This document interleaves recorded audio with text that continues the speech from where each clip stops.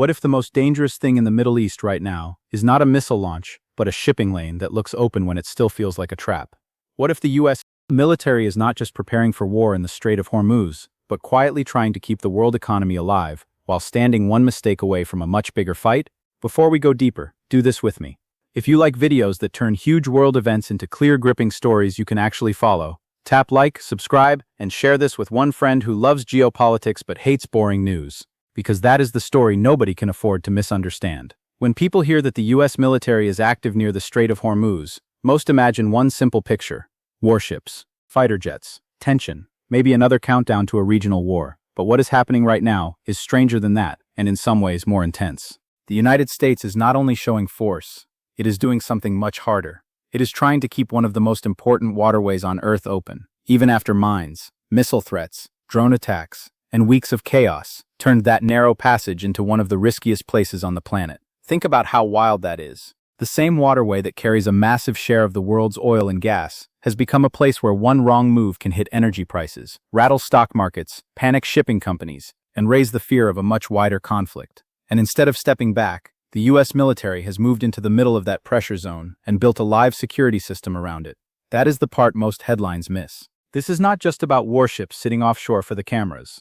It is about the US creating a guarded corridor through a choke point the entire world depends on. It is about clearing mines, watching the skies, tracking threats, guiding traffic, and trying to prove to shipping companies that the route is open enough to use but protected enough to survive. And if that sounds impossible, that is because it almost is. To understand why this matters, you have to understand the Strait of Hormuz itself. On a map, it does not look like much. It is narrow. It is easy to overlook. But in the real world, it is one of the biggest pressure valves in the global economy. Huge volumes of crude oil, fuel products, and liquefied natural gas move through it. If that flow slows, countries feel it. If it stops, the shock spreads fast. That is not a dramatic YouTube line. That is basic math. The U.S. Energy Information Administration says about 20 million barrels of oil per day move through the strait in 2024.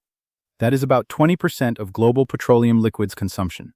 It also says roughly 1/5 of global LNG trade passed through the same route, much of it from Qatar. So when people talk about the Strait of Hormuz, they are not talking about some distant local dispute. They are talking about an artery of the world economy. Now add fear to that artery. Earlier this year, the area became dangerous enough that normal shipping patterns were disrupted. The route was shadowed by the threat of Iranian action. Mines became part of the story. Warships were involved. Commercial traffic had to think twice. And once ship owners start thinking twice, the cost of everything starts rising once, then twice, then again. This is where the U.S. response gets so fascinating. According to U.S. Central Command, American forces launched what they call Project Freedom. That name sounds polished, almost simple. But what it really means is this: the U.S. is trying to restore freedom of navigation for commercial shipping through a waterway that still carries real danger. And how is it doing that? Not with one ship, not with one speech, not with one warning. It is doing it with layers. CENTCOM says Project Freedom includes guided missile destroyers, more than 100 land and sea-based aircraft, multi-domain unmanned platforms, and 15,000 service members. In a media call, CENTCOM Commander Admiral Brad Cooper described a defensive umbrella stretched across the strait. That is the key phrase to hold in your mind: a defensive umbrella. Not a symbolic presence, not a photo op, an active shield built to protect traffic, deter attacks, and react fast if someone pushes too far. And there is another detail that makes this even more intense. The U.S. was not only talking about protecting the route, it was actively helping prove the route could work. Admiral Cooper said the U.S. supported the transit of U.S.-flagged merchant vessels through the strait to set the example. In other words, Washington was not just telling the shipping world, "Trust us." It was trying to demonstrate in real time that the corridor could function under American protection. That is a major signal, because once a military starts acting like the operating system for commercial transit, the mission is no longer about pure deterrence. It becomes about confidence. Confidence for ship captains. Confidence for insurers. Confidence for markets. Confidence for governments that cannot afford to see energy flows freeze. And confidence is expensive. To build it, the U.S. had to do something even less glamorous, and maybe even more important than flying fighters overhead. It had to deal with mines. This is one of the most overlooked parts of the whole story, and maybe the most terrifying. Sea mines are not loud like missiles. They do not need constant headlines. They just wait. They turn open water into suspicion. They force every captain, every planner, and every naval commander to wonder if the next mile is safe or if it only looks safe. On April 11th, CENTCOM said U.S. forces began setting conditions for mine clearance in the Strait of Hormuz. It said 2 destroyers, the USS Frank E. Peterson and the USS Michael Murphy, transited the strait and operated as part of a broader effort to ensure it was clear of mines previously laid by Iran's Islamic Revolutionary Guard Corps. CENTCOM also said underwater drones would join the effort. Stop there for a second. That means the US military was not just guarding ships from attacks above the water. It was dealing with hidden danger below the water. That changes how you should see this whole operation. This is not a simple show of strength. It is a live repair job under armed watch. Imagine trying to reopen a highway while snipers may still be nearby and explosive devices may still be buried under the road. That is the feeling here. Only instead of cars, you have tankers. Instead of a highway, you have one of the most important maritime passages on Earth. And instead of a local police force, you have destroyers, aircraft, drones, radar, and thousands of service members trying to keep the route usable. Then came another sign of how hot things were.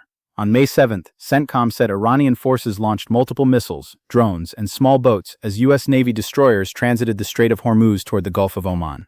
The destroyers named were USS Truxtun, USS Rafael Peralta, and USS Mason. CENTCOM said no U.S. assets were struck and that U.S. forces eliminated inbound threats and hit Iranian military facilities linked to the attacks. That is not routine maritime security. That is a reminder that the mission sits on top of live military confrontation. One side says it is defending navigation. The other side tests the line. The result is a zone where commercial traffic, military signaling, and direct combat risk all overlap. Now fast forward to June. By June 18th, a Joint Maritime Information Center advisory said the Strait of Hormuz was open, but active mine clearance operations were still ongoing. That same advisory warned mariners to expect naval presence and congestion. It said the normal traffic separation scheme should be avoided for the time being because of mines and identified a safer southern route along Omani waters. 2 days later, another advisory said the regional threat level remained moderate, that ships could use the southern route day or night, and that they should expect contact from naval forces helping support the free flow of traffic. Read that carefully. Open, but under caution. Moving, but not normal. Available, but still dangerous. That is the real mood of the Strait of Hormuz right now, and the U.S. military is sitting right inside that contradiction. On June 20th, CENTCOM said commercial traffic through the strait increased as U.S. forces continued operating in the area to support freedom of navigation. It said 55 merchant ships transited that day, carrying more than 17 million barrels of oil to global markets. That number matters not only because it is large, but because it proves the mission is not theoretical. This is not a war game. Real ships are moving. Real cargo is moving. Real money is moving. Real risk is moving with it. That is what the U.S. military is doing in the Strait of Hormuz right now. It is acting like an armed traffic controller for one of the most sensitive energy corridors in the world. And here is the part many people still miss. The mission is not impressive only because of its size. It is impressive because of the balance it is trying to hold. Too little force, and ships stop trusting the route. Too much force, and every movement looks like preparation for a larger war. Too weak, and Iran or its aligned forces may test the line harder. Too aggressive, and diplomacy gets squeezed by the very military pressure designed to support it. That is why this is such a dangerous kind of operation. It has to be strong enough to work and careful enough not to explode. If this breakdown is helping you see the story in a whole new way, hit subscribe right now, send this video to somebody who still thinks this is just another naval headline, and drop a comment with one word corridor. I want to know who is really following the stakes. Now let's talk about what this looks like from the human side, because geopolitics can get abstract very fast. Picture a tanker captain waiting for instructions. Your ship is huge, your cargo is worth millions, your crew wants to get home alive, your company is watching insurance costs. Your route takes you through a place that was mined, threatened, and partially choked by conflict. You hear that the strait is open. Good news. Then you hear there are still mine clearance operations. Not so relaxing. Then you hear naval forces may hail you on the radio.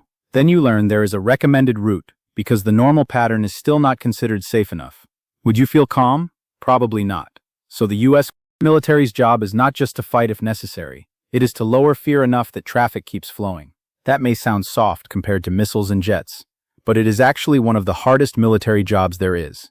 You are trying to shape behavior without controlling every variable. You are trying to make private actors trust a corridor in a place where trust has already been broken. This also explains why the military posture is so broad. Destroyers matter because they can defend against missiles and aircraft. Aircraft matter because they extend awareness and response. Drones matter because they help watch large areas and support operations above, on, and below the sea. Helicopters matter because they can move fast and deal with small boat threats. Mine clearance systems matter because one mine can do more damage to confidence than a dozen speeches can repair. And behind all of that sits a simple truth. The US is trying to prevent surprise.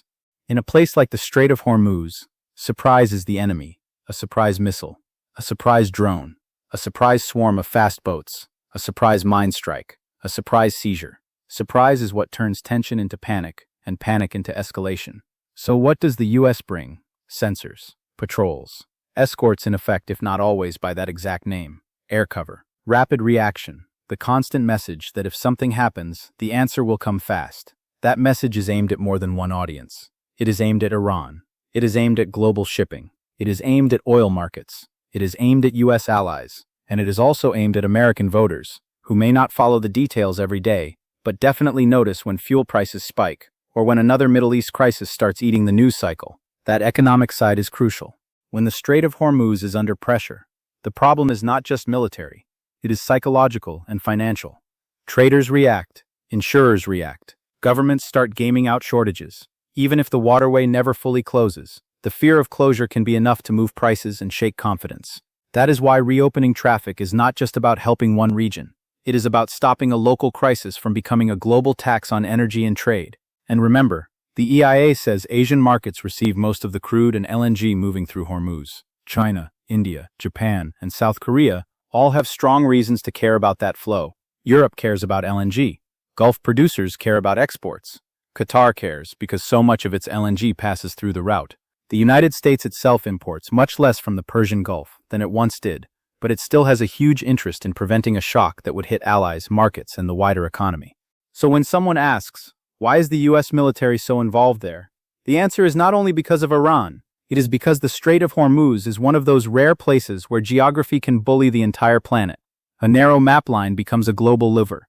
That is why the current US role is so extraordinary. It is not invading. It is not withdrawing. It is not simply bombarding and leaving. It is trying to manage a dangerous middle space where commerce, coercion, deterrence, and diplomacy all collide. And honestly, that middle space may be the hardest place to operate. Anyone can understand total war. Anyone can understand total peace. But half open, half threatened, half stabilized, half explosive, that is where strategy gets messy. This is also where the title of this video becomes real. You won't believe what the US military is doing in the Strait of Hormuz right now, because most people assume militaries either break things or defend things. Here, the US is doing both defensive protection and system management at the same time. It is trying to make a hostile environment function again. Not forever, not perfectly, but enough to keep the world from paying a much heavier price. And that effort carries its own tension, because the more the US becomes the backbone of safe passage, the more responsibility it owns if something goes wrong. If a ship is hit, people will ask where the shield was. If traffic slows again, people will question whether the corridor is truly secure. If diplomacy fails, this military presence could shift from guarded transit to a much sharper confrontation. That is why every successful day matters. Every tanker that gets through matters. Every mine cleared matters. Every threat intercepted matters. Every quiet transit without a headline matters. Those quiet moments are not empty. They are the result of force being used not just to destroy, but to hold a fragile order in place. And maybe that is the most surprising part of all. The most dramatic military activity is not always the loudest. Sometimes it is a destroyer moving through a mined corridor. Sometimes it is aircraft overhead that never fire because their presence is enough. Sometimes it is radio coordination with civilian mariners. Sometimes it is thousands of service members making sure the world does not notice how close the system came to breaking. That is real power. Power that works in the background. Power that tries to keep disaster boring. But do not confuse boring with safe, because none of this is truly stable. The Joint Maritime Advisories make that clear. The route is open, but not normal. The threat is lower, but not gone. Naval presence remains. Mine clearance remains. Caution remains. The world may want to hear that the strait is open and move on. But militaries do not get to live on headlines. They live on conditions, and the conditions still say danger. Now let's ask the hardest question. Is this a sign of strength or a sign of vulnerability? The answer is both. It is a sign of strength, because very few countries on Earth could even attempt an operation like this. Very few militaries can combine sea control, air cover, mine clearance, surveillance, command networks, and commercial coordination at this scale. Very few states can step into a threatened choke point and tell the market, we will help keep this open. That is strength. But it is also a sign of vulnerability, because the operation exists only because the choke point is so exposed. The global economy still depends on narrow routes and unstable regions. One state, one militia network, one miscalculation, or one mine can remind everyone how fragile international trade really is. So yes, the US military posture shows capability, but it also shows how much the modern world still rests on physical bottlenecks and armed guarantees. That is not ancient history, that is right now, and it raises another question most people do not ask. What happens if this mission succeeds too well? At first, that sounds strange. Why would success be a problem? Because success can create dependence. If global shipping starts assuming the US Navy will always step in, always patrol, always clear, always deter, and always absorb the risk, then the burden grows. Temporary missions have a way of turning into expectations. Expectations have a way of turning into obligations. And obligations in the Middle East have a way of lasting far longer than politicians promise. That does not mean the operation is wrong. It means it comes with strategic gravity. Every extra day of stability is good for trade, but every extra day of responsibility deepens ownership. And once ownership deepens, exiting gets harder. That is why the diplomatic peace matters so much. A military corridor can buy time. It cannot create lasting trust by itself. A destroyer can stop a missile. It cannot erase the political logic that made someone fire the missile. A drone can find a threat. It cannot settle the rivalry behind the threat. Mine clearance can open a path. It cannot guarantee that new mines will never appear. So the US military can hold the line. It can lower the odds of immediate disaster. It can protect commerce. It can punish attacks. But it cannot, on its own, solve the deeper struggle that keeps turning Hormuz into a pressure point. That is why this story feels so tense. It is both a success story and a warning. A success story because ships are moving. A warning because they need this much protection to move. And if you zoom out, that may be the clearest truth of all. The Strait of Hormuz is not only a military theater, it is a test of whether the international system can keep trade flowing through danger without sliding into wider war. That is a huge test, because when commerce needs a military shield to stay normal, normal is already gone. So what is the US military doing in the Strait of Hormuz right now? It is reopening a wounded artery. It is clearing hidden threats. It is guarding commercial traffic. It is warning off direct attacks.